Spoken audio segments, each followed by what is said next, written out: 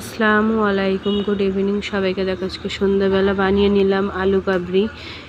সব ইনগ্রিডিয়েন্টস এখানে দেওয়া আছে। আজকে এক্সট্রা